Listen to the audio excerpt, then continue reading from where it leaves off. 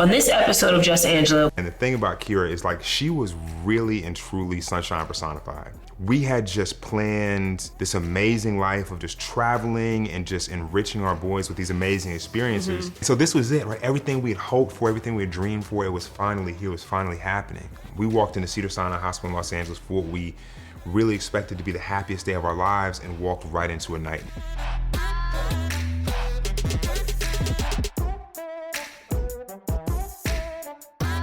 Hey guys, welcome to Just Angela. Today I'm going to be discussing Black maternal health. I have someone super near and dear to my heart and my son's heart. He's actually my son's godfather. He is an advocate for families and mothers everywhere. I can't wait to introduce him.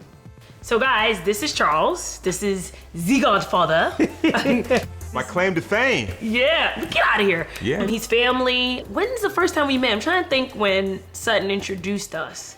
First time we met was in Sutton's apartment in LA.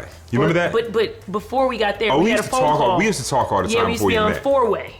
Planning things. Yeah. So we would all be on four-way. So always Charles, me, Kira, Sutton, and they would be planning things, and me and Sutton would be calling them. And yeah, you got to explain them a little more. Yeah. Let them in on this, like how we actually started this thing. And even the back story is so. SJ's father, Sutton, Senior. That's so I've never Sutton Senior, I guess, is my best friend. And even though he's no longer with us in the physical, I still refer to him as my best friend. We've known each other since third grade, right? Grew up together. The stories, man. You know how many stories I've heard from him, from Sutton and Charles. I'm like, y'all were bad. Y'all used to be cutting up. Yeah, that's fair. So way before I was this refined, right? Now he's refined. Exactly, refined, right? Just lifelong friends. So I just remember just him talking about Angela all the time, going on like a little schoolgirl, right? And not I was a schoolgirl. So finally when we got in, no, I'm gonna tell him, I don't care. So that's just, he was just so excited about you and about y'all's relationship, and we finally got a chance to meet.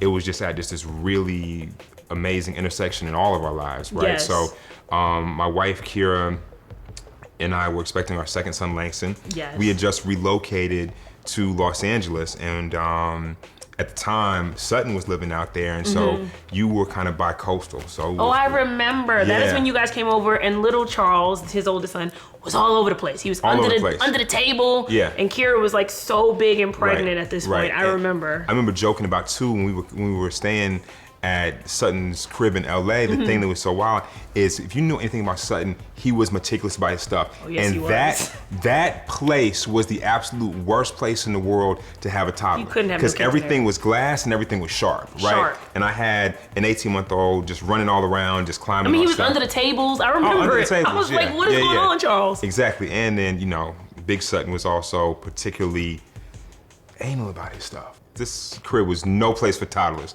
And we got this super active 18-month-old. Active. Charles was active. Fingerprints, SpaghettiOs all over the place. And that's how I knew that Sutton loved my son, because he didn't go crazy. Because that was an anal dude, man. He was so neat, so meticulous, man. And it was just crazy. We would all talk, even before we got together, we would just all talk about just how much fun it would be to raise our boys together. Now, one thing about the four of us, me, you, Kira, and Sutton, the most. We'd be planning the most. The most. I remember We all everything. over top in every sense of the word, and just talked about being just extra parents, man. And just how cool it would be to have our boys grow up together. And it's good times. I remember it. But I'm particularly excited because now SJ really gets to grow up with you and the boys. Yeah. Because we're here in Georgia, where I never thought I would actually be, but I knew by the time, I knew what was weird is I moved here and I realized at that moment, I remember me and Sutton agreed that by the time SJ was 5, we would be in Atlanta. Yeah. But I didn't realize that in the process. That's the crazy part about it all. And when I finally was making a move, I'm like, wait a minute, he's 5. And that was the age when the day we left the hospital, I'll never forget it. And Nana was there, Sutton's mom was there. Yeah. I can't wait till SJ is 5. And I was like, he's newborn. Are you serious? 5 years from now? But time has just gone like that. So Angela's point, one thing, if anybody knows Angela, she is a New Yorker to her core. They got me in Georgia. She is New York, and we have finally we have been working and plotting and planning to get Angela on Georgia Red Clay for 5 years, and she's here, right? I was like, and I still wasn't sure if I was coming. I was like, yeah. We do New York first, and then we do Georgia. Right, so yeah, she's here, and the fun begins. So right. I'm truly blessed, man, to not only have my two boys, but then just have like, you know, SJ, who is just this amazing gift. Son. Oh my God, he's my bonus, right? And not only that, he is, and I tell people all the time, the thing about SJ is he really is, as much as I miss Big Sutton, right? Because we were so close. We talked every single day. I know. I would be around and be like, who you on the phone with? Charles, just over there talking about nothing. Everything, right? It's talking about nothing, man. Like literally. But it really is, when I spend time with him, it's really like getting to spend time with his father, right? And so, just like his dad would drive me crazy, little Sutton drive me crazy too, but I love every minute of it. I remember when I met Kira, first of all, I remember like you were saying, all of our conversations on the phone, she was so fun and vibrant, and she was ready to do the stuff I was ready to do, like over the top, crazy travel, whatever it was. Like when we would be on these calls, I'd be like, she gets it. So like when I finally met her, I remember the day, like literally like yesterday, we were in LA. She had to be 9 months, because I remember she was saying, almost like 8 months. Yeah, she was like, I'm gonna have the baby in the next couple of weeks, so next time you see me, baby Langston will be here. I was like, that's crazy. But after that, like that was like, I remember my last moment actually getting to be around her, which was crazy to me because I just could have never imagined that that would be the last moment. And like, I didn't even get a chance to have another conversation, you know what I mean? So it's just like, the next thing I know, I'm getting a call from Charles. Well, I'm getting it from Sutton, and I'm with Sutton, and I'm pregnant, and I'm just, so many thoughts are going through my mind. But I remember Sutton jumped up and he ran to LA, and I was in New York, and I just like, anything that I can do. I mean, Charles, like before he even gets to really tell you guys what happened, like he's such a great father. Like he jumped into years so quick, and he's been raising his sons, and like they're incredible and so smart and amazing. And Langston, just like the way you handle things, Charles, like so commendable. Like honestly, like an amazing father. Yeah, that means so much. No, literally. That means so much. You know, for me, that's the ultimate compliment. I've just been so tremendously blessed. Even though my life hasn't gone exactly how I always hoped it would. So kind of like what Angela was saying, the thing about Kira is like, she was really and truly sunshine personified. We had just planned this amazing life of just traveling and just enriching our boys with these amazing experiences. And so, you know, on April 12th, 2016, we walked into Cedars-Sinai Hospital in Los Angeles for what we really expected to be the happiest day of our lives, and walked right into a nightmare. And so it's important to understand that throughout Kira's entire pregnancy, she was not only in good health, she was in exceptional health. Every exam, every, you know, OB appointment, every sign pointed to both her and our new son Langston being extremely healthy. So at our doctor's recommendation, we went in to Cedars-Sinai for what was expected to be a routine scheduled C-section. And so we went in around 2 o'clock for the procedure, as you know. Langston was born perfectly healthy, 10 fingers, 10 toes, super handsome, you know, looking just like his dad. And so this was it, right? Everything we had hoped for, everything we had dreamed for, it was finally happening. So anybody who's familiar with cesarean delivery, it's also very complex abdominal surgery. So they took us back to recovery, which is typical. And as I'm sitting there, just soaking all this and all that pride, right? Like, this is it, right? This is what we had talked about. This is what we've been talking about on those calls. This is what Kira and I had prayed for. It was finally here. And I'm watching Kira rest, and I'm watching Langston in that little incubator, little toaster thing, right? And I'm just soaking all this in.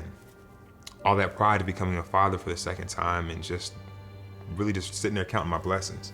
As I'm sitting there watching Kira rest, I look down and I see blood begin to come from the catheter at her bedside. I don't know, Angela, you're painfully familiar with this story, but just for the sake of your audience and your viewers, this is around 2 o'clock in the afternoon. I was like, yo, I brought it to the attention of the doctors and the nurses at Cedars. They came in, they examined Kira, they ran tests, but importantly, they ordered a CT scan that was supposed to perform stat, right? And so at this point, I'm thinking, you know what? Like, I'm concerned, but like, look, she's healthy, our baby's healthy. We're at Cedars. You're good. We're at Cedars, which is supposed to be one of the best hospitals in the country. And so an hour goes by. The blood work comes back. It's showing that all of her blood levels are significantly low. You know, she's beginning to get pale, but still they haven't done the CT scan. Well, look, guys, when are we taking her for the CT scan? They tell me, oh, it's coming, it's coming, it's coming. So 3 o'clock comes, 4 o'clock comes, no CT scan. 5 o'clock comes, I'm still asking. 6 o'clock. And now by 7 o'clock, Kira is shivering uncontrollably, right? And I'm still asking, look, where's the CT scan? When are y'all taking? They say, well, look, we may have to take her back for surgery. I'm saying, okay. Surgery never came. The CT scan never comes. 9 o'clock comes, no CT scan. I'm still asking, I'm begging, I'm pleading like, look, my wife needs help. She's not looking good. And I remember around 9 o'clock, and this still haunts me to this day, I pulled a nurse to the side, and I just held like both of her hands, and I just looked her in the eye. I said, please, my wife's not doing well. They've been telling me for hours that they might take her back to surgery. They've been saying that they were gonna take her for a CT scan. I'm not getting any answers. Can you please just help us? She snatched her hands back from me and she said, words that haunt me to this day. She said, sir, your wife just isn't a priority right now. Now, I don't know if I've ever told that. No, to you. I didn't know that part of the story. Your wife actually just isn't a priority right now. 9 o'clock, 10 o'clock, 11 o'clock, right? And so it wasn't until after midnight that they finally made the decision to take Kira back to surgery. After allowing her to bleed and suffer needlessly for more than 10 hours while myself and my family all like begged and did everything we could to advocate for her. The whole day. The whole day, right? And I'm not a meek person. I'm not understated, aggressive, if anything. And I remember them finally deciding to take her back to surgery. And so this has been there 10 hours, begging, pleading, advocating. And I'm frustrated, I'm angry, but part of me is relieved, right? Because they're finally doing something. Right, They're doing something. They're doing something. So throughout this whole ordeal, Kira was really weak, but she was conscious. She was aware of everything that was going on. And so when we talk about Kira too, we have to understand this is a woman that flew planes, was a skydiver, an adrenaline junkie. And I think about this all the time. And when we're walking down the hallway to the operating room to finally take her back to surgery, she said words to me that I can't ever recall her ever saying in all the years I knew her. She said, baby, I'm scared. I'm scared. And, you know, I did the only thing I knew to do as a husband, as a father, and just held her hand. I'm walking next to that bed and I'm telling her everything's gonna be okay. I'm telling her everything's gonna be okay. And another thing that haunts me is this, there's so many failures during that day of what happened to Kira, but the biggest one from my perspective is just the failure of just basic human decency. And the doctor that was taking her back to surgery overheard the conversation between me and Kira. And he says, this is what he says to me, he says words to me that it's still like, it's piercing. He said to me, it's not a big deal. Sometimes these things happen. I'm gonna go back into the same incision I made for the cesarean delivery. I'm gonna find out what's going on, and she'll be back in 15 minutes. And she'll be back in 15 minutes. And so we're walking down this hallway towards the operating room, and you finally get to the set of double doors, and the doors to the operating room open, and they close behind Kira. And that was the last time I saw her alive. When they took her back into the operating room and they opened her up, there were 3 liters of blood in her abdomen from where she had been allowed to bleed and suffer needlessly for 10 hours while myself and my family begged for them to just see her and make her a priority. And so, you know, there's a lot, and we're gonna spend some time, we're gonna talk about what's going on the greater scale for maternal health in our country and how it's affecting Black women. And what I want people to know is beyond the statistics, there's no statistic that can compute what it's like to tell an 18-month-old that his mommy's never coming home. No, not at all. Right? There's no data or no graph that can begin to try and measure how difficult it is to try and explain to a son that will never know his mother just how amazing she is. When I walked into Cedars-Sinai Hospital on April 12th, of 2016, the thought that Kira would not walk out to raise her sons never crossed my mind. Of course not. We were busy together, all planning the next this amazing, move. When we the next leave move, the hospital, right? what we doing when we leave here, right? I remember one of the conversations that Kira, Sutton, and Angela and myself had was we were planning to go to Disney World for Charles' second birthday. I do remember that. But here's the kicker. We were planning to go to Disney World Shanghai, right? And we were all gonna go to China with these babies. That's how we were crazy. Crazy. But the fact that we walked in the hospital, it never crossed my mind. And so just kind of really to get into the pertinent part of this conversation, I'm just so grateful to you, Angela, for using this platform to further this conversation. When I walked in the hospital that day, the fact that Kira would never walk, that she wouldn't walk out to raise her sons, it never crossed my mind. Last thing on my mind, right? But as the days went by and the days turned into weeks and the weeks turned into months, people began to talk to me about these other women who were having these horrific birthing experiences, right? And these other women that had passed away during childbirth. And I'm thinking to myself, like, okay, this is just people's way of trying to meet me in my point of grief, right? Of trying to relate to me. As people began to come forward and share stories of these other women that had been impacted and had horrific birthing experiences, and other women who had passed away. And at first I'm thinking, this is just people's way of trying to relate. But the more I'm hearing these stories, I'm thinking something's just not right. It's not adding up. It's not adding up. And so that's when I began to do the research for myself, and I came to understand that right here in the United States, more women die in childbirth than any other industrialized country. And what's even more troubling, Angela, is that African American women are dying 5 times as often as Caucasian women, right? Not only is America the most dangerous place in the world to give birth, it's also the most expensive. That's what I tell you. So we have work to do.